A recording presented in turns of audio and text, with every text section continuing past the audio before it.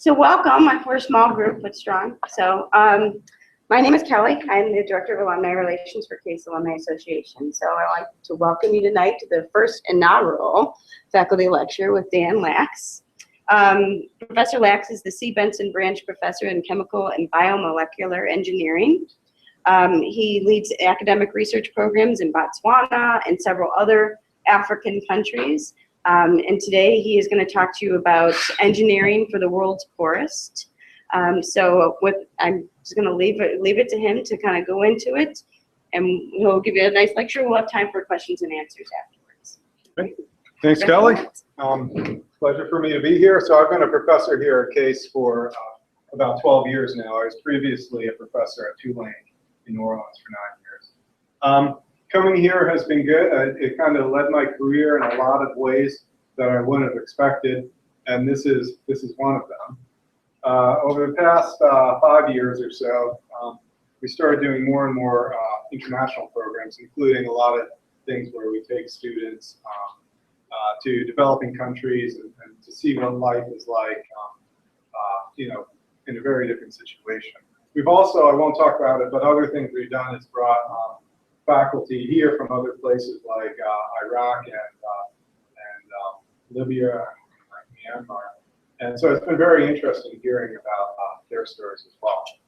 So anyway, I'll be talking about engineering for the world's poorest and things we've been doing here at Case, and including students in these programs. We've taken over 150 students now to Africa and Southeast Asia. So the key idea is that there's hundreds of millions of people living in the world without electricity. Okay, here's a map. The red is people that countries where less than half the people have access to electricity. Bright red is less than 10% have access to electricity. And so some of the countries I'll be talking about are Lesotho, Niger, Senegal's there, Botswana is here, Malawi is a skinny country there, Uganda is over there, and Myanmar is over here. They're all countries in red. So what is it like in these places? It's one of these things I think you really have to go to see.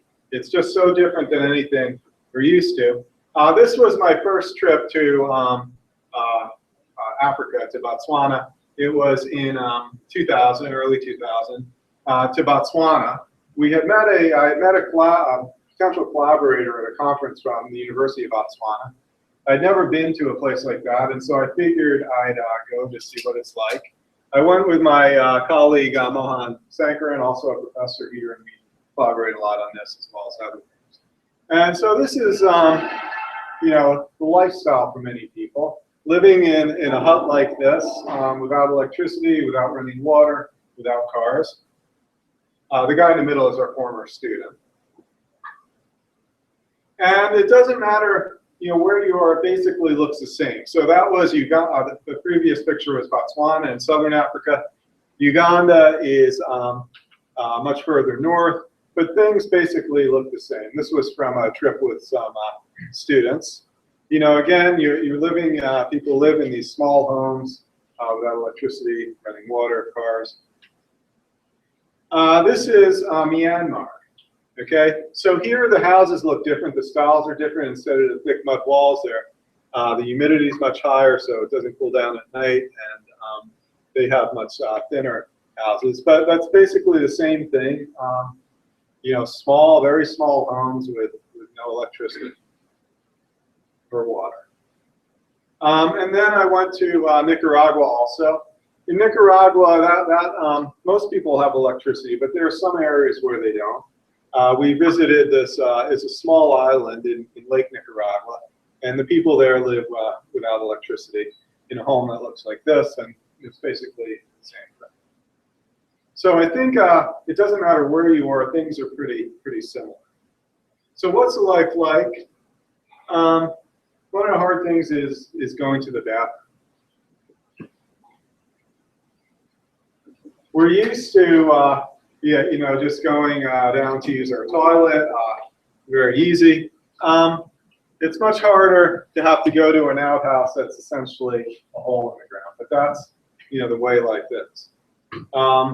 Here it is in Uganda. This is a collaborator, Andrew Rollins, another professor. This is what it looks like where to go to the bathroom. Basically just a hole in the ground. There's no light, and you have to go at night. It's dark. Myanmar, things look a little different. Here it's raised, and there's a pipe going down, but still basically just a hole in the ground. This is getting water. Now, I have a movie here, but I'm not sure what that is.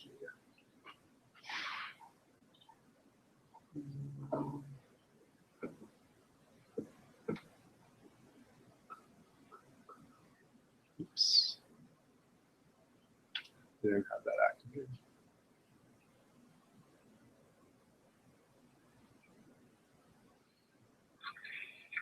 So this is how they get water in Niger. I'm having a hard time with it. It was very deep. It was about maybe 60 feet deep or so.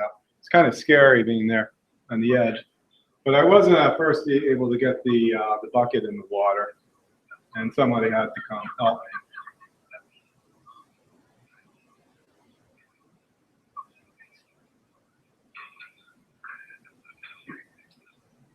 You have to drop it and have it bounce in to start filling with water. So the periphery there is wood that's just worn channels. Oh, I think so, yeah.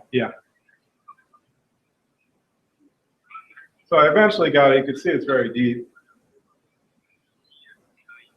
But anyway, that's how they get water. Now, most places I visited, they have, a lot of places have taps. Not always convenient. You might have to go a ways off. But some places you still just pull it up from a hole in the ground.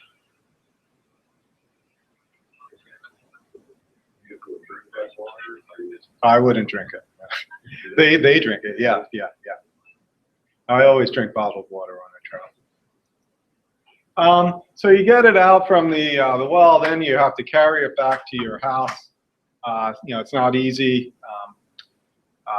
Heavy. This is in Myanmar. So again, it doesn't matter where you are. In Africa, Southeast Asia. The lifestyle is really pretty similar. Transportation. There's no cars, or very few people have cars. The people that live in these situations wouldn't have cars. And so the most common way to get around is donkey, okay, or walking or donkey. Here, this was a village in Senegal that the nearest water was about a couple kilometers away, so they had to bring it back in tanks. I'm always impressed on how people could balance things on their head so well. But they have to, again, without cars to bring things around. People get good at carrying on their heads. This I was very impressed. It's 1, 2, 3, 4, 5. 5 crates of 5 stacks of eggs. So if you mess up, there go all your eggs. You can't just pick it up. But she wasn't very nervous about it. That was Africa. And Myanmar is the same thing. I was very impressed with this one with this very heavy load balanced on her head and holding the baby. When we were in Niger, we were doing experiments there. We had some undergrads from the university help us out, and I asked if she could carry the equipment on her head, and she's like, no problem, and walks across the field, balancing it on her head. Yeah, I find it interesting. It's like going back in time to go to one of these villages. They grind their own flour by hand. They'll grow something like, it's not usually wheat, but things like sorghum, other similar grains, and then they grind it to make flour by hand. Sorry. Oh, welcome.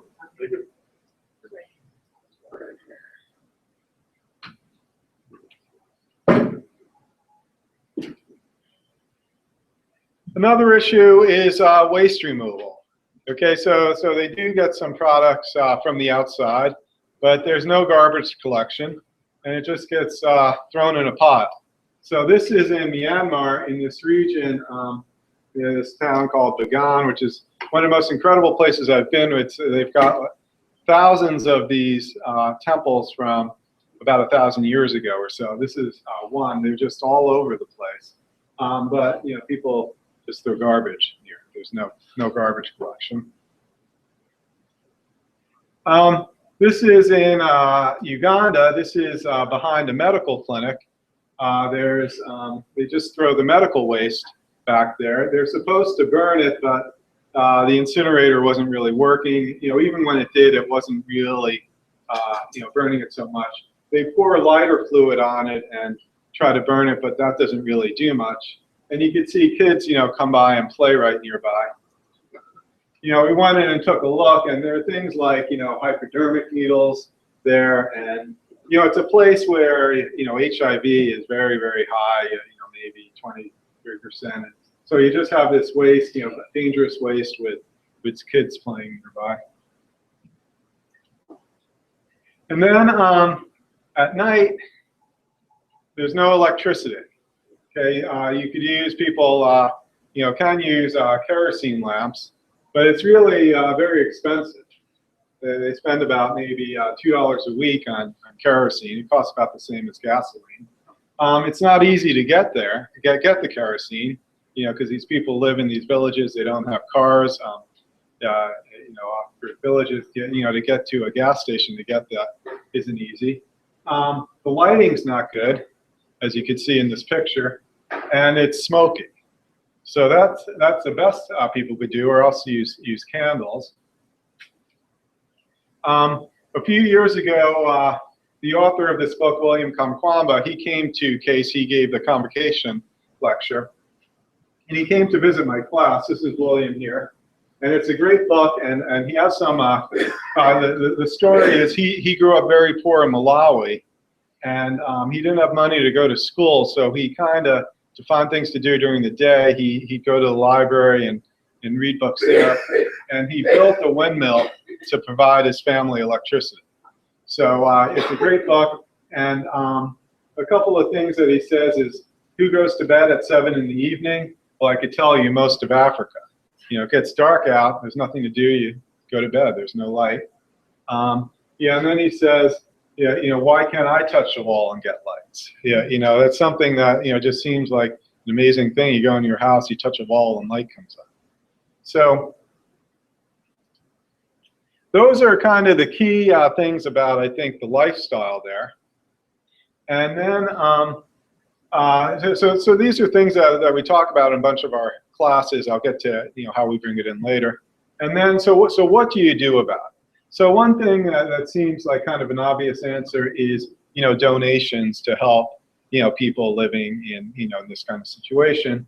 But the problem with that is it could only help a few people, and it might not really match with what the people need.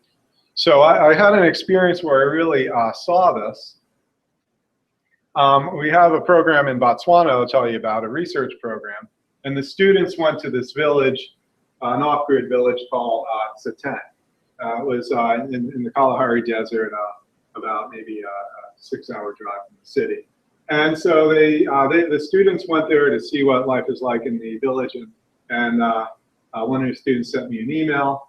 The trip was great. I've attached a few pictures. We were surprised that the village had many attempts of getting electricity, but none of them were really functioning correctly.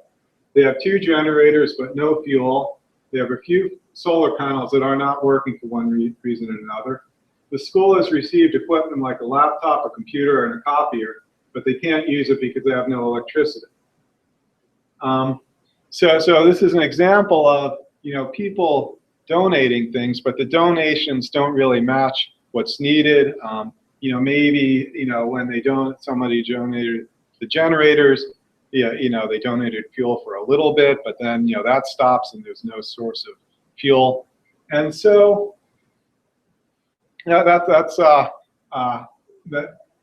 think for these reasons, donations isn't the way to solve the problem. So I have a picture. I asked her for why the solar panels weren't working, and so she sent me this picture. And so the solar panel was set up in the shade.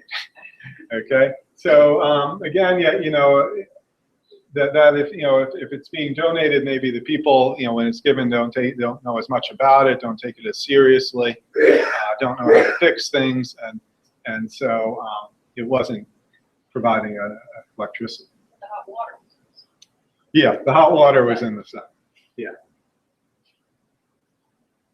So in my classes, we read a paper that discusses this, and the idea is that the problem of giving things for free is that it allows for bad design.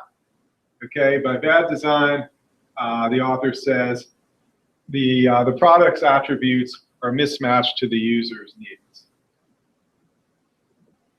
Okay, and the key is designing a good product for very low money. So to make it ultra affordable. So it's a engineering design challenge that's different than we're used to in the U.S. So you know, the typical kind of engineering project, you know, maybe an electrical engineer would kind of look at might be, you know, that they go into work and after graduation is designing, say, you know, something for a new fighter jet, you know, extremely high tech, you know, but you know, very, very expensive. Or saying chemical engineering, you know, a new process in a refinery, you know, again, something that's going to be at least, you know, $20 million or so. But here it's the opposite. The goal is to design something for very, very little money that fits the needs. So it's not just anything, but something that would specifically fit the needs for the people that live there. So it's a different kind of challenge, but a challenge nonetheless. And so what are some of the needs that people have? You know, we talked about electricity. One thing that's surprising at first is that everyone there has cell phones, okay? And, you know, it doesn't matter all the places we've gone, you know, everybody has cell phones, except maybe Myanmar was a little different because that had political issues. I'll talk about it. But this was our trip to Lesotho in January, case student, and we met this girl there. She's a 14-year-old girl. Her family didn't have enough money to send her to school. She was about to start school. You know, the group of students chipped in and paid for her first year of high school. But you know, her family couldn't afford to send her to school. She lives in a home without electricity, you know, running water, and yet she has a cell phone. So it seems at first kind of like a poor use of resources. You know, why does a kid need a cell phone when you don't have anything else? But actually, it's an important thing. You know, because you know, for the kind of the same reasons it's important here. You know, for a girl like that, you know, you don't have a car, you have to walk around a lot, you know, by yourself. So it's a way to, you know, keep in touch with her family that, you know, walking to school might be, yeah, you know, a few miles in each direction. It's also nice because you know, if a family member moves away, yeah, you know, to live in a different village, gets married and lives in a different village, you know, it's very hard to keep in contact, and so a cell phone is a way for families to stay together. So everyone has cell phones, but how do you have cell phones without electricity?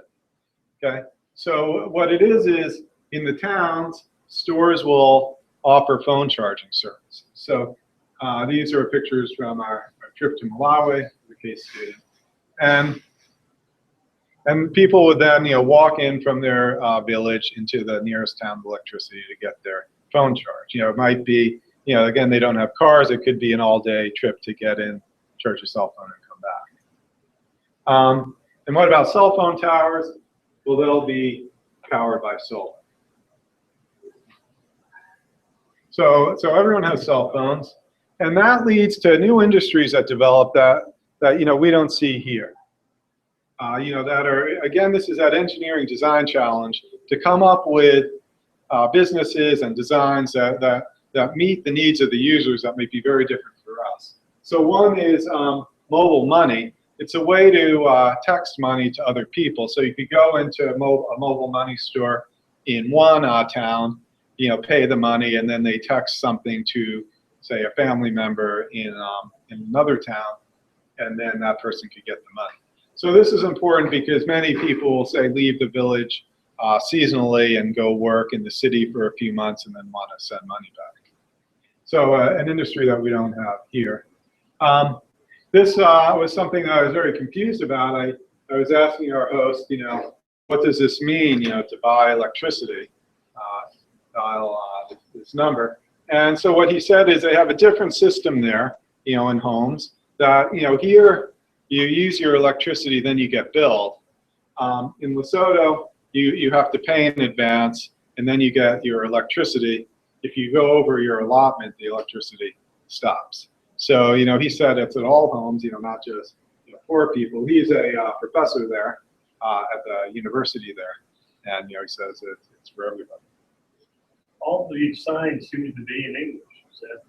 Yeah. So in Africa, all the countries, I think, except Ethiopia, were colonized at one time, either mostly by England or France, Britain or France, and so they keep those languages, and the official language, I think, in these places is like English, and there's a local language that everybody speaks, but I think that's not the official language. And I think in villages, most people don't speak English. It would just be the local language. In the cities, I think everyone would speak English. The universities are all taught in English. I think all the schools are. I'm not so sure about elementary school. I think that's a little controversial about what's the best approach. Yeah. How do you buy electricity? Oh, okay. So you text this, and then I think they give you a code, and you punch the code into your meter at your house, and then you get a certain amount of electricity. All billed through your phone. What's that? Yeah, billed through your phone. Billed through your phone. Yeah. Oh, basically, you don't have like 24/7. You just have to. No, you could use it once you pay. Yeah, No, I understand, but yeah. it's not free. Oh, it's not free. It's Yeah, not free. yeah. So, whatever you can afford. Yeah. That's how long you have electricity in your home. Yeah, exactly. But you pay first, whereas we pay after. So then you see just the ways a lot of businesses have run and developed are different. The usual way that if you learn in the U.S. about starting a business, you come up with a business strategy, and then you got maybe investments and make it work. But there's an opposite way to do things where you see what you have and you look for opportunities. And so I think one example you could see is the Ibra haircut and phone charge. You could tell kind of by the writing that it looked like it was initially a haircut place, and then Ibra found out that I could also make money by charging phones, because he has electricity for his haircut business, and so saw what was needed and that he could do it and added it on. So it wasn't like he initially said, I want to start a business that does haircuts and phone charging. Another example was a place also in Malawi. It's where they had internet access. They didn't have, they don't have Wi-Fi places, most places, but we were able to use. They had a few computers, like an internet cafe, but they also sell chicken portions, things like that. So again, I think they had a business maybe selling some foods, and then found out that people have electricity and they can make some money. Having like an internet cafe. And you see it in other places too. In Myanmar, there's a money changer and carpet sale center. Again, that probably wasn't the business plan. It's probably a carpet sale center. Found out they could do money changing. And then my favorite one I saw in Nicaragua. It's this one store that sells fishing supplies, it's a florist, and a funeral home, all in one. So I don't know the full story of that. Another interesting thing you see is in some places the intellectual property laws aren't so strict.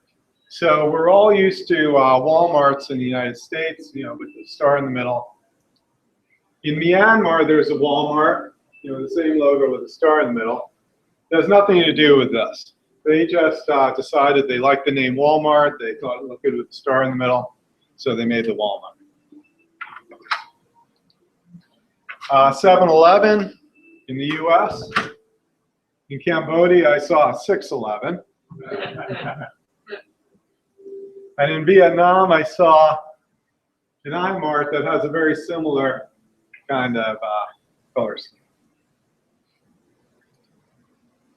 So another interesting thing that comes up that we discuss in our classes are ethical issues. And when I was in the Philippines, we visited an Aboriginal village. A group that's, they're kind of like the Aboriginal groups in Australia that, they're not doing so well. They're a little like Native Americans here. Kind of got taken over by an outside group, and they're very poor. And it's a little hard to see, but we were walking through this village, and we hear this loud, blaring music and singing. And so what we saw, it's this woman here. She's nursing a baby, and she's singing karaoke. It was kind of a weird thing. So they had electricity here. And now, it was a very poor community, like 50% unemployment. So kind of, an ethical question, is it okay for this, poor community to buy a big screen TV, this nice sound system, and karaoke rather than things like, water filters? They were just getting water from this kind of dirty stream. Medical supplies, children's books. So, on the first hand, thought is, these things are much more important. That's where resources should go. But, as, many of us know, life is hard everywhere. It's hard for us. It's hard to have an infant. It's even harder when, you're poor or there's unemployment. So why not be able to have fun a little? So that's also really an important need. A little different, but a need as well. So kind of the most important needs then are lighting, for very small homes, and charging cell phones. So it's different than what we have. They don't need air conditioning, refrigerators, washer dryers, computers, and so on. So what's, I think, the key thing that makes the approach that I'll talk about really work is what came out, was honored with the Nobel Prize last year in physics, and that is the invention of efficient blue light emitting diodes, LEDs, that enabled the blue lights. They had red and green, and now that they have blue, you could make white lights. And a white LED could give a similar, say a 5-watt white LED could give a similar amount of light to a 60-watt incandescent or a 15-watt fluorescent. So less than 10% of the energy needs for incandescent, and even about a third as the complex fluorescent. So what we did now is we have a bunch of projects where we provide solar electrical systems for families based on these LEDs. And so these are small, they're essentially those one-room things usually, or maybe they're 2 rooms, but even if it's 2 rooms, people would congregate in the evenings and one. So all you need are, say, 2 lights, maybe a 5-watt and 3-watt LED. Say you want the lights on for 5 hours a day. The energy needed is just power times time. So it's 40 watt-hours a day of electricity. And I'll talk more about what that means. Now you might say, how good are these LEDs? Here's a picture in Lesotho before we installed them and after. This is just from one 5-watt LED. Both pictures are at night without a flash. So you can see it's a huge difference. Now, the other thing that is needed is phone charging. So here's a test of the power to charge a phone. The phone got charged at that point. You integrate underneath power times time, and about 5 watts are needed. So you need to charge a phone and have 2 lights on for 5 hours a day is 45 watt hours a day. Okay, about 40 for the lights and about 5 watt hours for the phone. The cost of electricity for us is about 8 cents a kilowatt. You can see in one day it's a small fraction of a kilowatt, so it's a fraction of a penny. So it costs $1.36 per year to pay for this electricity. Okay, so hardly any electricity, but there's also the cost to hook up to the grid. How much does that cost? Even if you're right next to the grid, it's still going to be hundreds of dollars to have somebody, an electrician, connect it. And if you're far from the grid, it'll be tens of thousands of dollars to run the grid. So how much is it with solar? Well, to have we said it will be 45 watt hours. So you could store that in a 12-volt 8 amp hour battery. Just multiply that, and that stores 96 watt hours of electricity. That costs $20. You need a solar panel. A 20 watt solar panel in the sun for 8 hours would give you 160 watt hours per day. More than enough to charge the battery, and it's about $45. So there'll be a couple other little costs that I'll talk about. But so, yeah, you can get it for about $100 at the system. That's a lot more than paying $1.26, right? So which is less expensive than the solar energy or fossil fuel energy? We said in this case that amount of energy is $1.26 a year. But there's no one right answer, okay? It depends on the amount of energy used and the cost to connect to the grid. And so it's going to be different answers under different circumstances. Okay, this is my house in Shaker Heights, and solar is not the best thing to do cost-wise there. Okay, so we don't use solar. But you've probably seen signs like this on the highway, okay, where the solar is used to charge a battery to power the lights, okay? And here, they're not using solar because they want to be green and environmental. Here, that's the most cost-effective solution. They're not going to run electrical lines all the way down the highway just to power this. You could just use a battery without a solar panel, but that will cost, then you'll have to have somebody change the battery. Here, you just set it up and it's good to go for a long time. It doesn't even have to be far away. This is, I pass it on my drive home on Fairmount Boulevard. It's a pedestrian crossing sign with flashing lights, LEDs, and it's powered by solar, okay? Even though it's right next to the electrical grid, okay? So even in this case, to pay the electrical company to say, take the electricity, run it, say, underground to there, is going to probably cost $1,000 or something, and it's just cheaper to do that. Here's a case. I played golf once at Mayfield Country Club, and I saw this in the background here. Here's a close-up. I'm not sure what it is, but I think it's a lightning signal that if there's lightning spotted, they can make a bell sound. And this is solar powered as well, again, to charge a battery. So why use solar? Is it to be green, environmental?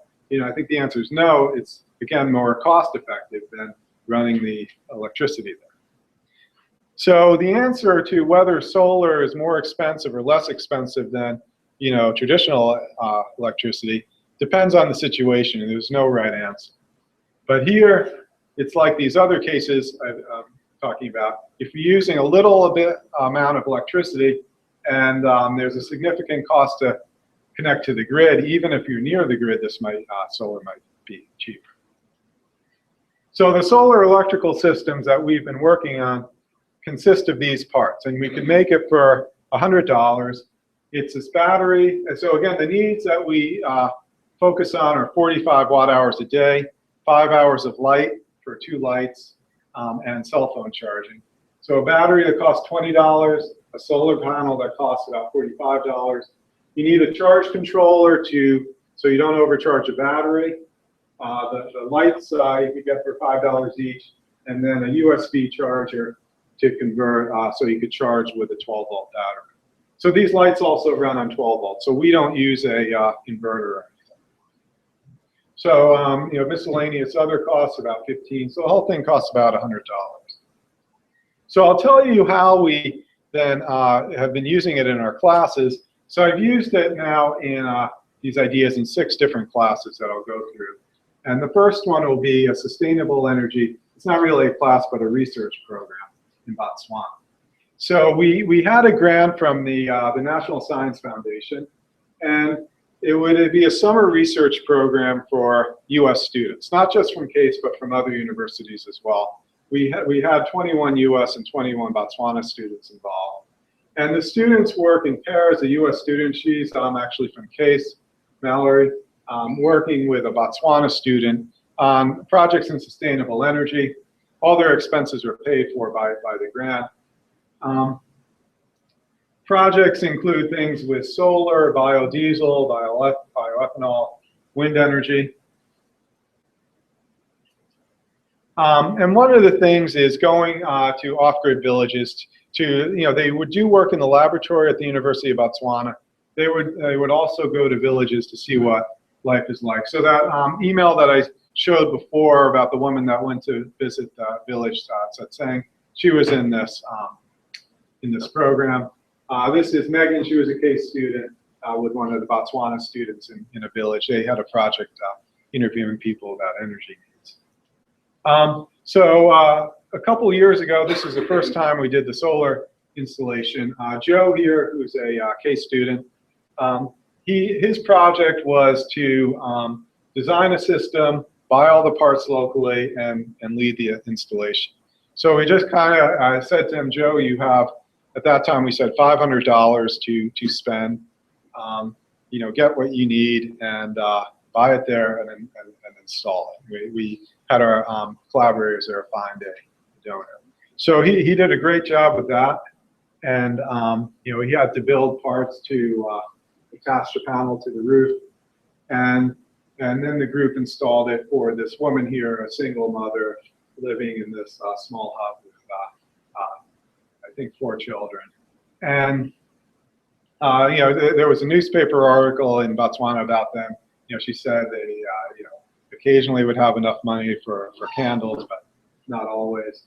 And so you can see here, she's very proud to be able to, just flip a switch and turn on the light. It was a great program for our students to interact with the Botswana ones that work closely together in collaboration. And so it's both science and technology and cultural as well. So the next program that I'll talk about is senior design projects in Africa.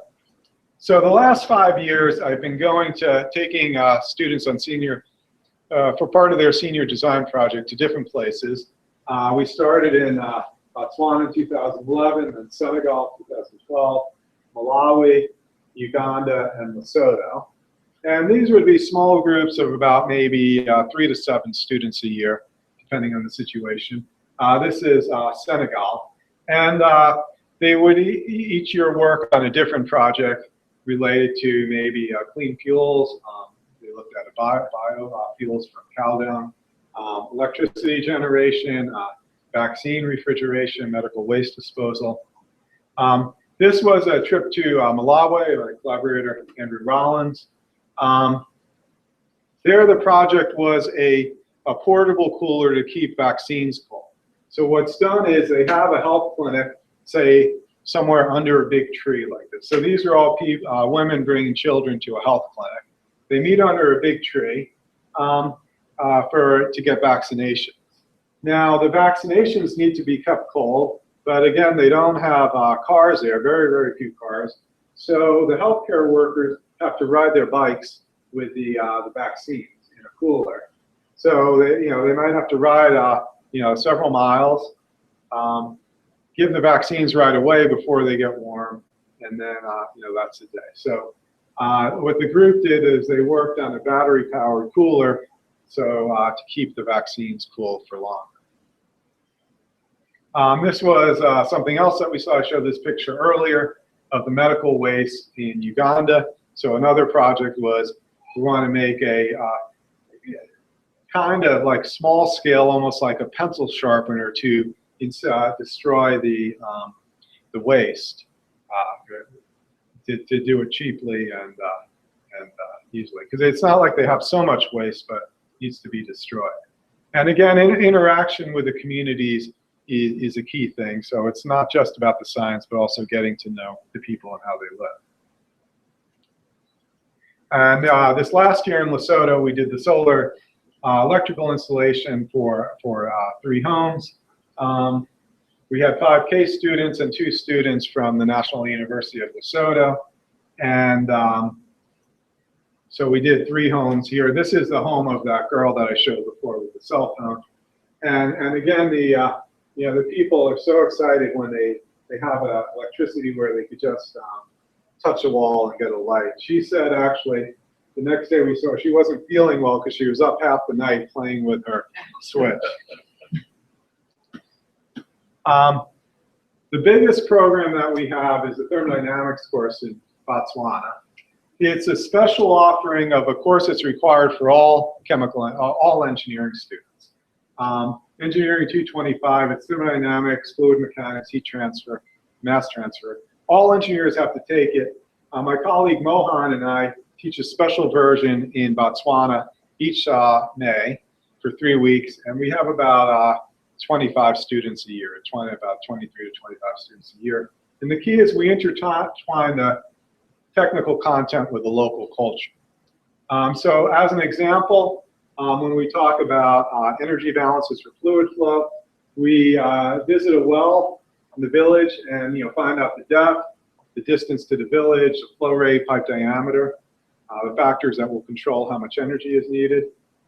We come back to the classroom, we talk about why power is needed, what is it to overcome, gravity, viscous loss. We derive the necessary energy balance equations, and then solve problems to determine the power needed in this case. So I think it makes it more interesting when you have this situation that you want to know how much power is needed, how much will it cost to provide that power, rather than just taking this equation and solving. So that's our key, to intertwine the technical with the life there. And so this past year then, this past May, we did solar installations, and again, that's related to the coursework. So they learn about power and energy and things like that, and then they went and did these solar electrical installations for 8 homes. So that was the first time we did it. I think it worked out well. And again, a lot of interaction with the community is a key thing. This year, this guy Ben he played for the Case tennis team.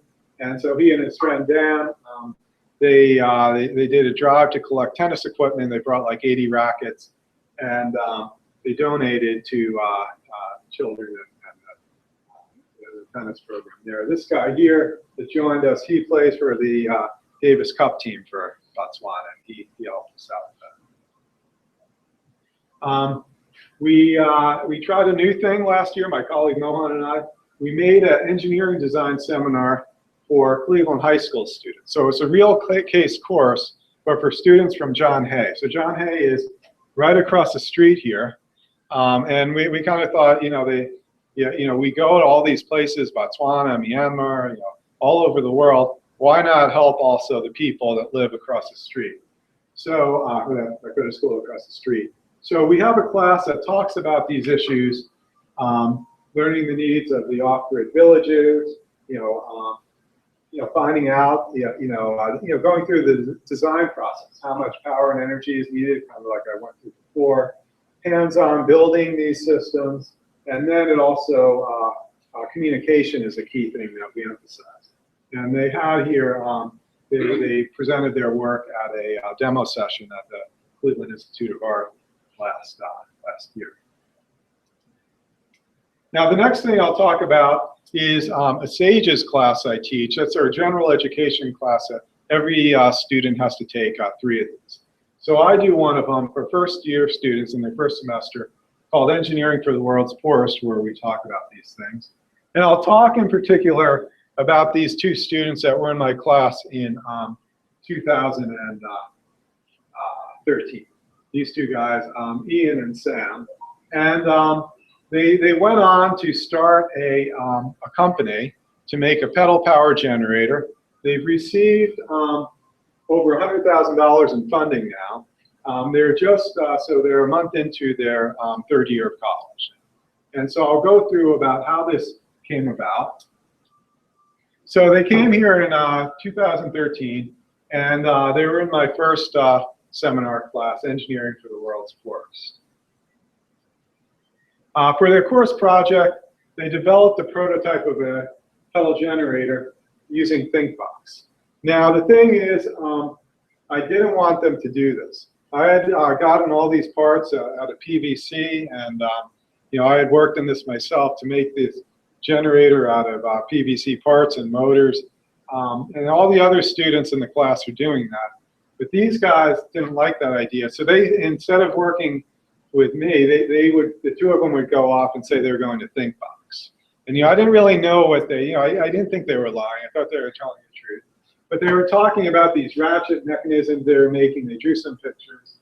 And I told them it's not going to get anywhere. In a time frame of this, I told them, not to, do that. I let them go for a while, but they come back. I'd say, what'd you get done? And they're like, oh, we made some progress. And so I finally told them about halfway, 2/3 of the way through the semester, to stop doing this. That it's going nowhere. They're going to, for this project, you just have to do something. It doesn't really get graded, but if you just don't have anything, it's not going to be good. For their grade. And so that really motivated them to prove me wrong. So they came in the next class with this. And I was like, wow. I was really impressed. And so I told them, instead of their final paper, the usual final paper everyone else was doing, to work on a grant to submit to the EPA, they have a special sustainable energy design program for students. So, I was really impressed with what they did. I told them to work on that. I helped them work on that. We submitted that in December. It's a long time, several months before you hear, but in May, we found out they were awarded the $15,000 grant. So, it was really cool. They're, in their first year, they got this, $15,000 grant, very competitive from the EPA. So they come back the end of the summer and they start working on things. They make their prototype got very refined. It's now a small plastic thing. And so they worked as an independent study project for a while. And then in January, they traveled with me to Lesotho along with the senior design students, and we did some of the energy solar installations there.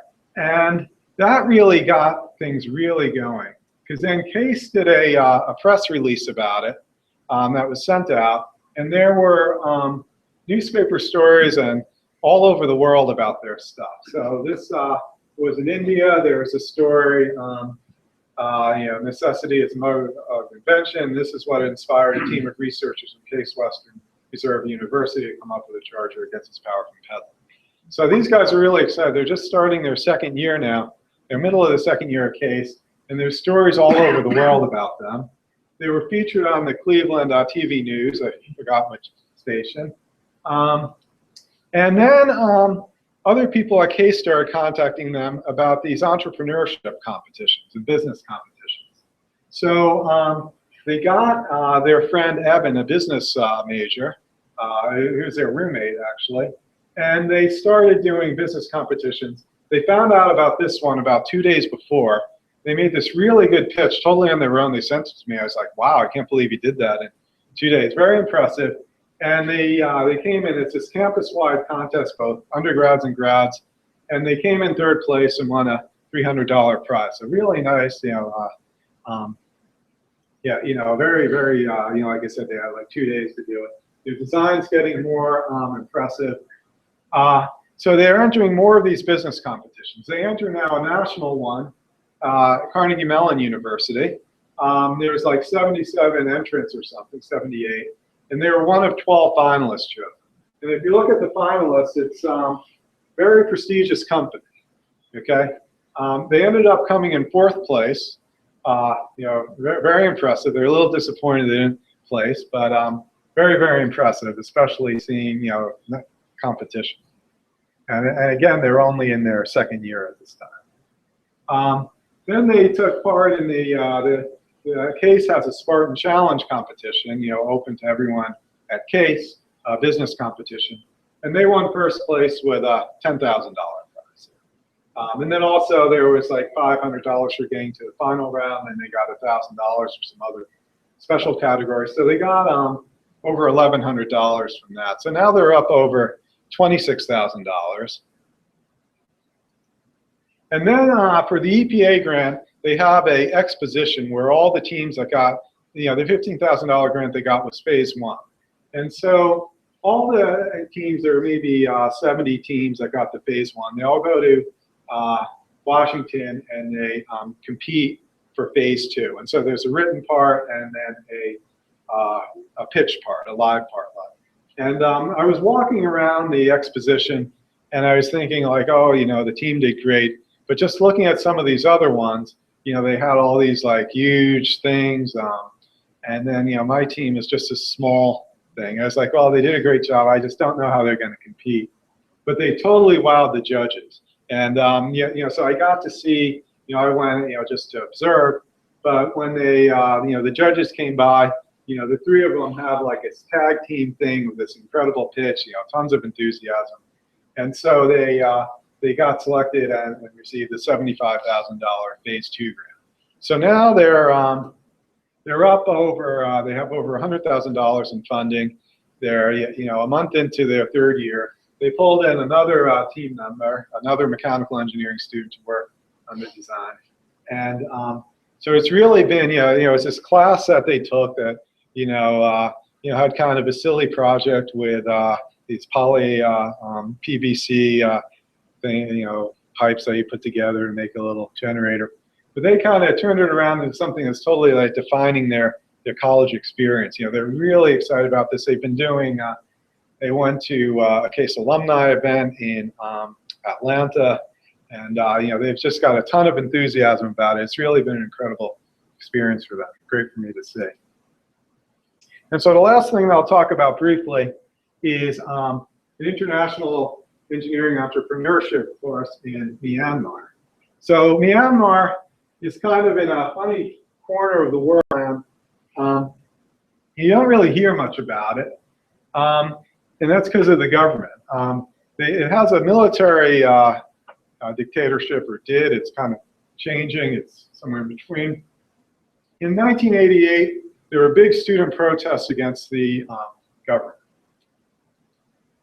And the government cracked down brutally.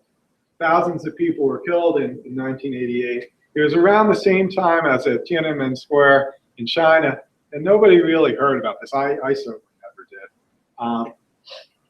Because it's so isolated, Myanmar, that people just don't know about it. So things were, and again, the key thing was that it was student protests that started it. In 1996, there were more student protests, led by 2 major universities, Rangoon University and Rangoon Institute of Technology. It's also called Yangon. And again, it was brutally put down. And this time, what the government decided they'd do, since there were student protests, is they'll close all the universities.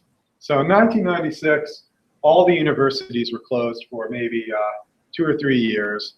And then they gradually started opening some of the smaller schools. So some of the schools in the city, they might open them, so-called open them, but in a new campus, 400 miles from the city in some small town. They converted schools that were like community colleges into engineering schools because they didn't want the big universities as spots for students to, congregate and, get ideas.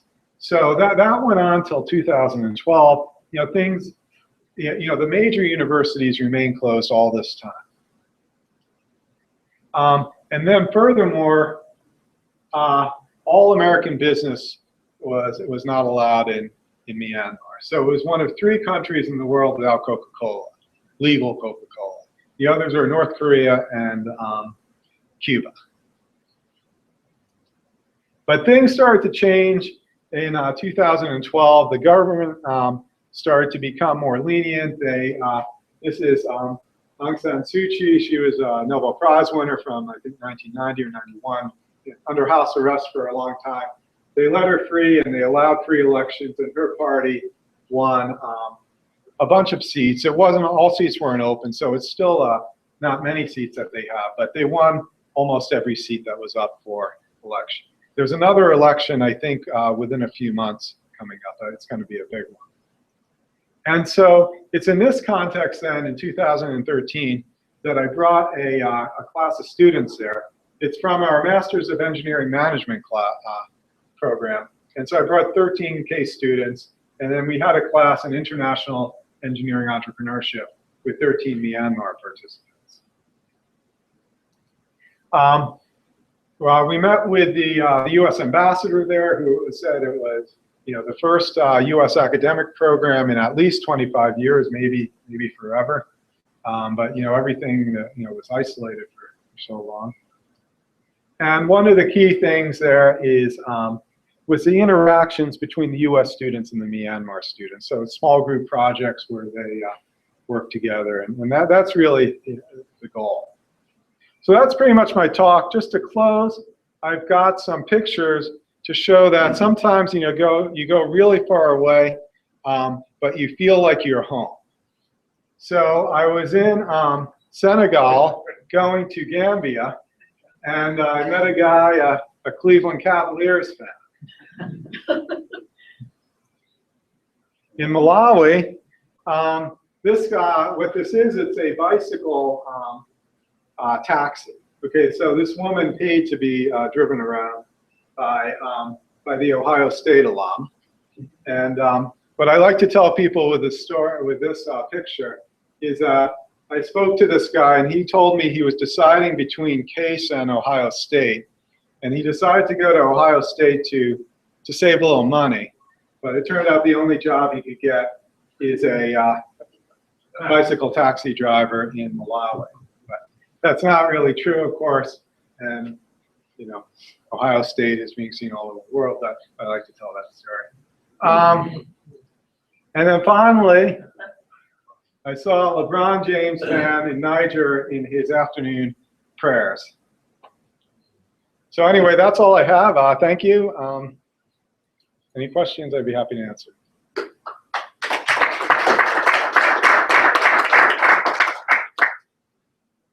When someone has their 45 watt hours, which is by American standards nothing, yeah, that's a loss. Do they then what, 90? I think they're really happy with the 45 because just to have light at night is a huge thing, and they all have cell phones, and you don't have to go into town to charge your cell phone, and they're not living with refrigerators. They have a way of life that all their food is fresh. If they want to eat chicken, they kill the chicken, cook it, and eat it. And so so I think it's not like that they'd be disappointed with that. Now I think though sometimes people in villages that have electricity, it still costs a lot. Like for us, you don't pay anything. I don't think we pay anything to the electrical company for a connection. Like if you buy a new house, I don't think you pay the electrical company to connect it to the grid. But in these African countries, you do. And it's a lot of money for them, like maybe $500 it is in Botswana. And so there are some people have solar even when there's grid electricity nearby because they can't afford the connection. This is cheaper. And I think those people, though, are like what you say. They'll be disappointed that, because once you pay for the connection, it's much cheaper to have the grid electricity, and then you could have your TV, which I think people like, and refrigerator, of course, is nice. So, yeah, so I think that's the case in places where you see the people across the street have these things.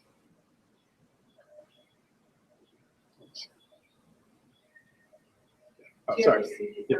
Engineers Without Borders? Are they affected from this? Because you always hear about Yeah. Doctors Without Borders. and just Yeah, wondering yeah. if there are So any- Engineers Without Borders is also big here. And my colleague Andrew Rollins has gone on some of these things with me that we collaborated with, like the Uganda and Malawi. He's a director of that. So I don't have much involvement with that. I did go on one trip with them to the Philippines.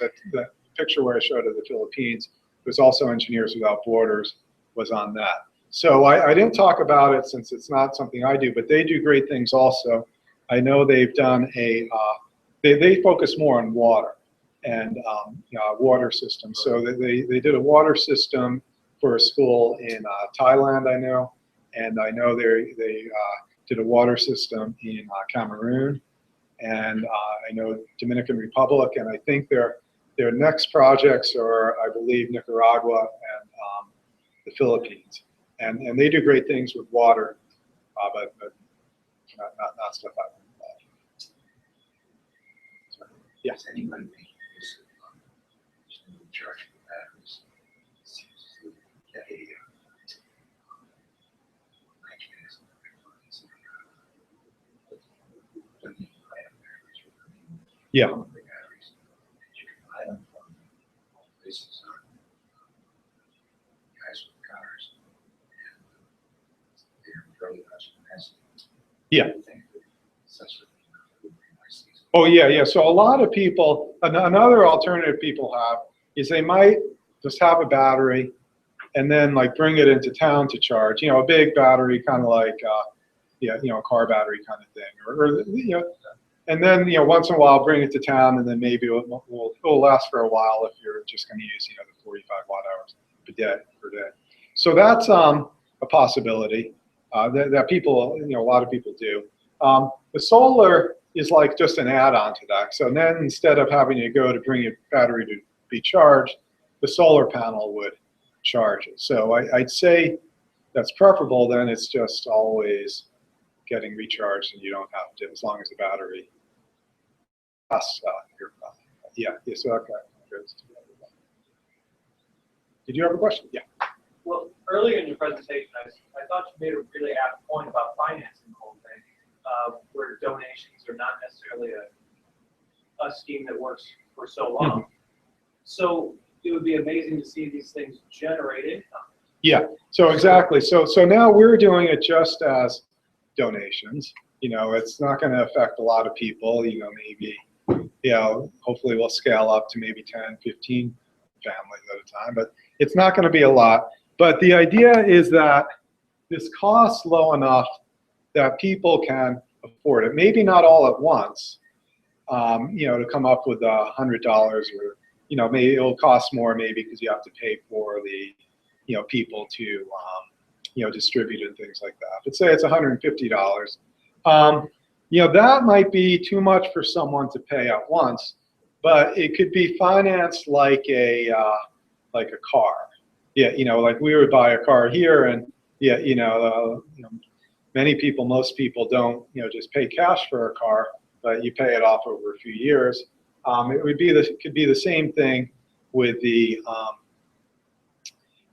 solar electrical systems, that you don't have to pay the $150 right away, but you could probably afford it over a year or two. Because like I said, the kerosene costs are about $2 a week or so. So it's hard to come up with the money at once, but you can gradually do it. And that's where I think the business model is, just one sec, a key thing. And that's one of the things in classes is we talk about different business models and how that would be intertwined as well. Yeah. I'm curious, I didn't see any evidence of attempts to trim the waste, clean the coal. I used to use kerosene lamps. Uh-huh. You trim them nicely, nice and harsh, right level. Yeah. You can get a nice white flame on them, Uh-huh. and they don't smoke. Oh, really? So Yeah. it's just that you've got to be patient. Get just the right combination. Huh. Hurry. Yeah. Just that it's fun. brakes. Yeah. No, you know more than me. Yeah, I haven't seen it. The only experience I really had with them was that time in DeSoto, and it wasn't much light. And other places in Malawi, the guy that our host had, he had batteries with a flashlight with regular batteries, disposable batteries, and that is an extremely way to get electricity. The cost per kilowatt hour with a battery is maybe $100. Yeah, something unbelievable. Yeah. When you travel down there, can you tell me if there's a shortage of water, just in general? With water, we've well, I'd say one thing. So it depends on the place. So like when we went to some places kind of at the edge of the Sahara, like Senegal and Niger, those places were pretty arid. And yeah, so when we visited the village in Senegal, I know that's where they had to bring water from like 2 kilometers away, in a big tank on the car. And Botswana, I definitely noticed that we spend most of our time in the city there at the University of Botswana.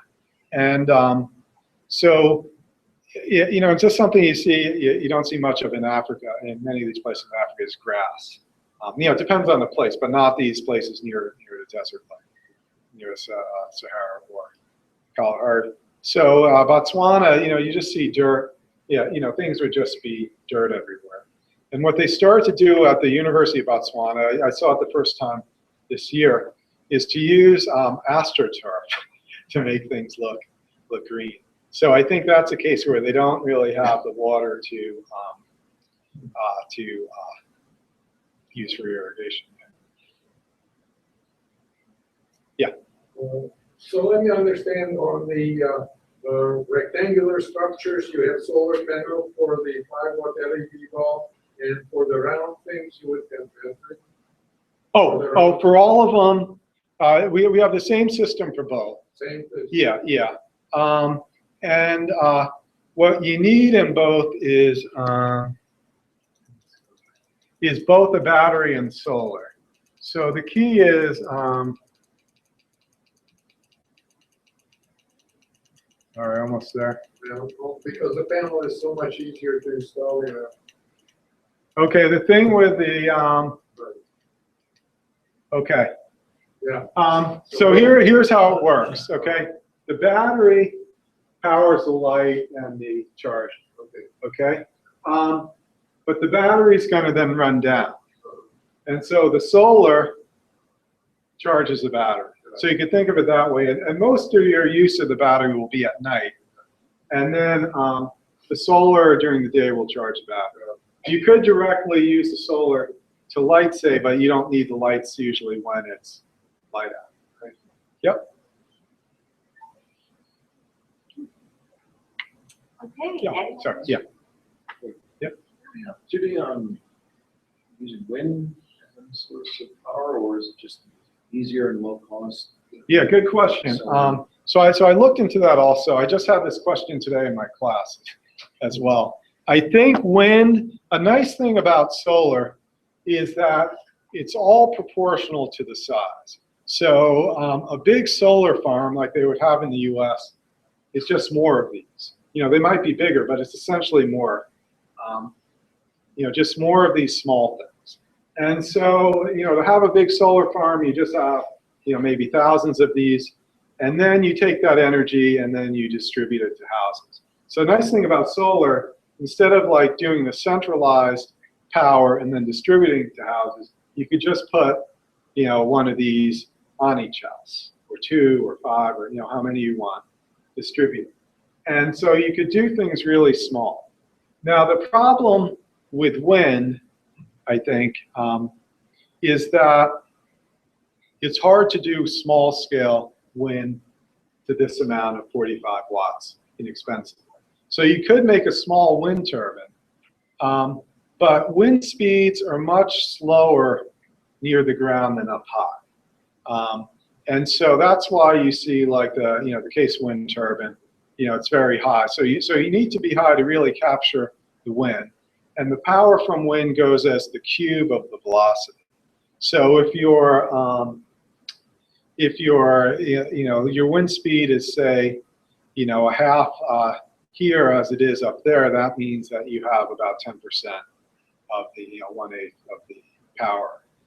And so really for wind to be effective, I think you need the turbine up very high where you get the higher wind speeds.